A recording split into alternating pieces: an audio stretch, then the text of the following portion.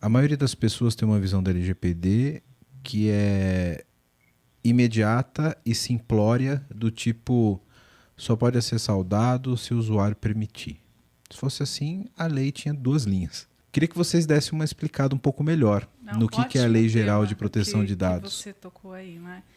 A LGPD ela veio para proteger a privacidade do indivíduo mesmo, né? Os direitos do indivíduo. Porque tava, né, tipo... Farra do boi. Farra do boi. Essa aí. Exatamente, né? E aí a gente tem aí, né, alguns filmes que mostraram um pouco disso, né? A Cambridge Analytica, né, que acabou usando os dados de uma maneira assim para analisar comportamento e tal. E ninguém sabia, né? Pegou o dado lá de redes sociais, enfim, e o cidadão não sabia disso, né? Então ela vem para proteger o seu direito. Então a empresa ela pode usar o seu dado. E aí muitas empresas se pegaram nisso, né? No consentimento. Ele é a adequação mais frágil na minha visão, né? Porque você pode revogar o teu consentimento a qualquer hora. E aí, assim, você pode ficar brincando do consentimento hoje se a empresa estiver olhando só para consentimento. Mas tem outros direitos. A empresa, se você tiver um contrato... Só no consentimento, tem um risco muito grande aqui no consentimento, que o consentimento tem que ser dado, mas só que com a finalidade clara.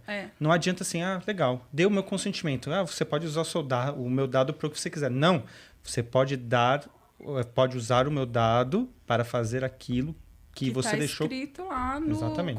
Quando eu assinar o consentimento. Isso é uma dúvida comum, inclusive sobre a granularidade do consentimento. Qual o conjunto de dados que... Você tem que... né? Você coloca, né, os seus dados ali e você fala que você está permitindo para aquele objetivo. Tipo, estou permitindo para acessar o aplicativo, né? Eu dou o consentimento aqui dos meus dados. Mas quando você tem um contrato, né? Você faz um seguro numa empresa, você tem um contrato. Então, não adianta você chegar lá e falar assim, revoga meu consentimento. Tá bom, eu não vou te... você deu o consentimento para quê? Né? Para eu te mandar propagandas, né, de outros produtos. A empresa pode pedir isso. Aí você revoga para aquilo, só que a empresa não pode deletar os seus dados porque você tem um contrato, né, de serviço com ela. Então, ela mantém os dados para o objetivo do enquadramento legal, execução de contrato. Então, tem na lei várias coisas... Isso é bem confuso, né, Mari? Porque, por exemplo, eu tenho legítimo interesse. Nossa, nem vou entrar no assunto de legítimo interesse é aqui. complicado. Eu tenho um contrato com a empresa do Rude. Aí eu falo, Rude, você não pode usar meus dados. Só para ele me prestar o serviço, os dados do contrato ele precisa utilizar. Isso foi usado lá na Europa. Do iFood, né? Para o cara chegar na tua casa, ele precisa do seu endereço. Sim. Então, ali, ele está resguardado pela prestação de serviço, né? Pelo aquele... eu não entrego a comida se eu não tiver teu endereço, né? Então, tá claro ali, né? Tem que estar claro a finalidade, né, do uso. E aí não necessariamente é o consentimento, é a execução daquele serviço. Mas aí, por exemplo... Mas aqui aí tá implícito. Então, mas aí, por exemplo, teve lá na Europa uma situação engraçada. Eu era devedor e aí eu pedi a remoção dos meus dados na empresa. As empresas que não se prepararam, elas faziam o quê? Removiam, elas esqueciam quem era o devedor. Genial. Exatamente, olha, genial, né? Nossa. Gênio do mal. Mas só que aí o ponto eu preciso ter ali uma premissa de prestação de serviço, do contrato, do que foi firmado. Eu preciso saber o seu nome, eu preciso saber para onde eu preciso enviar a fatura para cumprir a minha obrigação contratual. Mas eu não preciso saber, por exemplo, para respeitar esse fim contratual, não preciso saber para que time você torce, para que, sei lá, qual que é o seu viés político. É um domínio auxiliar, digamos assim. Então, né? isso, mas aí por isso que eu falo assim, tudo é um grande parênteses. Porque você precisa usar e guardar o dado para cada fim, para cada necessidade, e somente aquele set, né, aquele conjunto de dados, não todos os dados que você tem.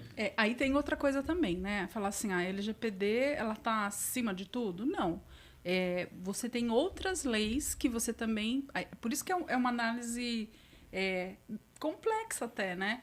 Porque você tem o Bacen, que fala quanto tempo... E aí, assim, pegando um gancho com a governança de dados, se você tem o seu metadado alinhado ao negócio, que fala qual é o tempo de retenção e o porquê, percebe? Aí você consegue falar, não é só, tá bom, eu não posso, porque o contrato de serviço acabou, só que eu preciso reter essa informação aqui dentro, ou porque a pessoa é funcionário, às vezes até 30 anos, né? Eu não vou mandar lead, eu não vou mandar propaganda. Então, tem um controle aí com outros regulatórios também, né? Que tem que ser todo analisado para você fazer essa gestão de privacidade. E quando o dado, ele é... Isso é uma dúvida que eu sempre tive. Eu tenho oportunidade da minha vida agora para tirar dúvida com vocês. Quando o dado é gerado pela empresa, mas através da prestação do serviço do cliente, esse dado é do cliente... Por exemplo, vou pegar o caso do iFood. O iFood tem o meu endereço. O endereço é meu. Ele tem os dados do pedido. O pedido é meu. Isso é claro de você entender a propriedade do dado. Mas aí, por exemplo, eu tenho uma inferência do ticket médio por exemplo, da quantidade de pedidos no meu bairro ali. Isso é derivado da minha informação. Ou, por exemplo, o resultado do pagamento do meu pedido. Esse dado foi gerado pela empresa através de um processo da prestação de serviço. Esse dado eu também tenho propriedade sobre ele e a empresa precisa do meu consentimento para usar, ou se o dado ele é gerado pela empresa, ela tem direito de utilizar. Aí você está falando do negócio, né? Porque aí são os indicadores de negócio que foram gerados a partir de dados de indivíduos. Se você não identifica o indivíduo, é um indicador, né, que você tem ali do teu negócio, não tem problema nenhum, né? O que a LGPD faz é proteger, tipo assim, eu não posso falar que o Rude ganha tanto e faz pedidos de tanto. Eu não posso especificar ali, isso, a não ser que ele me permita.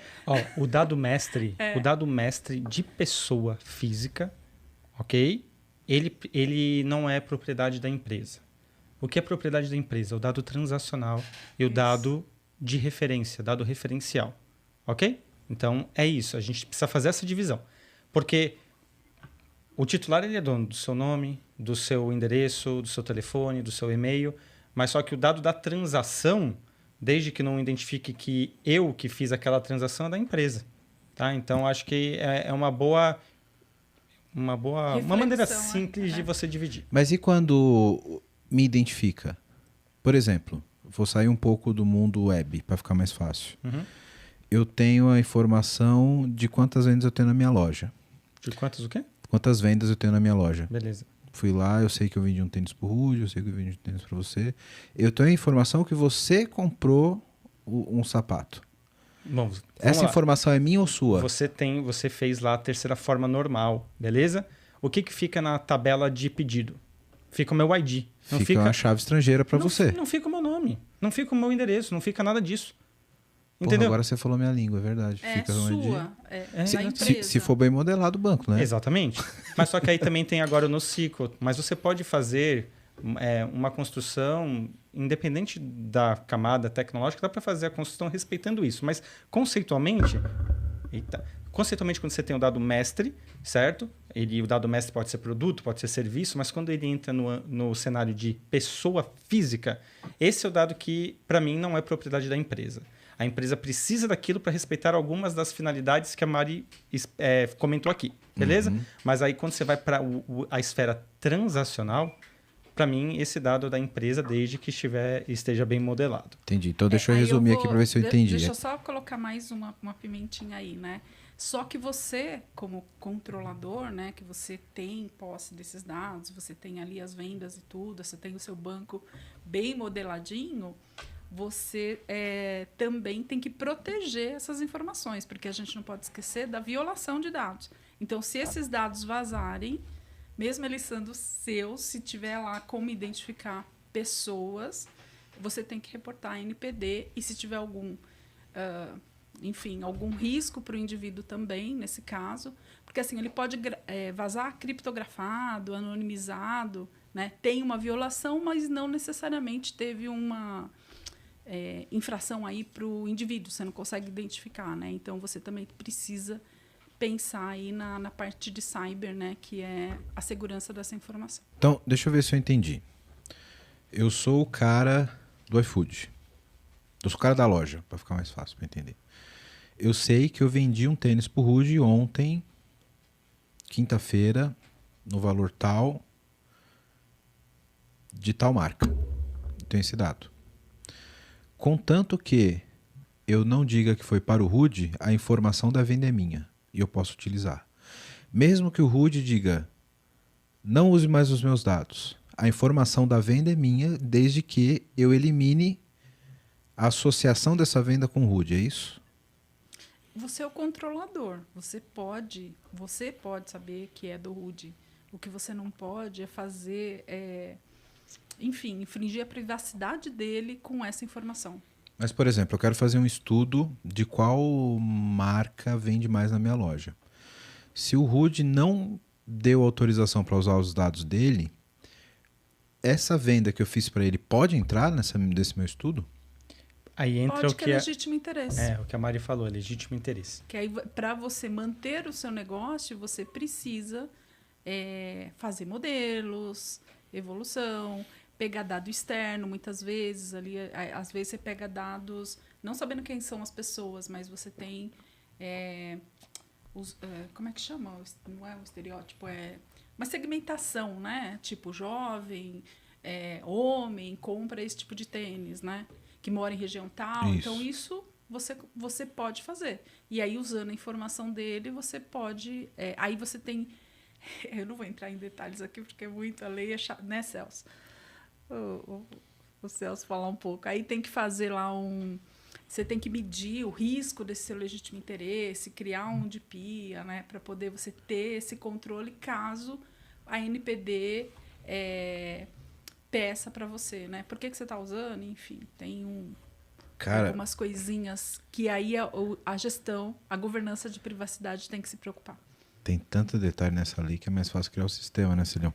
É preciso estar com uns bons advogados por perto, porque, por exemplo, legítimo interesse, cada caso quase vai ser um caso, né? Então, nesse exemplo que você deu, se você já apurou o indicador, como bem disse a Mari, Inês é morta. Então, você só desconecta lá os seus dados referenciais e master, porque você pediu para apagar, mas o indicador continua lá. Se um dia você quiser fazer a validação do indicador e precisar do nome do Rude ou meu, sou um cliente dessa sua loja, já era, você não vai ter. E mesmo que, se eu não autorizar você a utilizar meu dado pessoal, em tese, você não deveria usar nem para fazer a computação do indicador. Você entendeu? Então, assim... Tem que trabalhar muito bem isso. Os advogados, a gente teve algumas experiências bastante diferentes, dependendo de cada caso, na hora de justificar o legítimo interesse. É a parte mais polêmica da brincadeira. Mas acho que o derivado bacana disso é justamente um prato estruturante que é governar esse negócio, né? Então, de ter o registro dessa mutação cadastral, quando que ele autorizou, quando ele saiu, isso casado com o Master Data, para poder essa onisciência justificar ou lastrear boa parte das informações. Então, isso acho que é um subproduto bacana para dar esse suporte aí e chegar na verdade. As 3 formas normais para um advogado. É possível. Queria ver você explicando pro cara para falar, não, isso aqui... Aí eu preciso estudar direito, porque eu gosto de usar a linguagem da pessoa, né? Cara, se um dia você fizer isso, você explicar as 3 formas normais para um advogado em juridiquês, grava pra gente. Tá bom, por favor. fazer isso. A gente traz aqui no PPT e coloca como... Ele tá de férias, ele tem tempo agora. Verdade. Ô, Rude, começa assim, data vênia... Outro sim, eu nunca vi ninguém usar outro sim que não fosse no jurídico. Mas uma coisa que conecta todo mundo é comida. Vou fazer uma analogia de terceira forma normal com comida.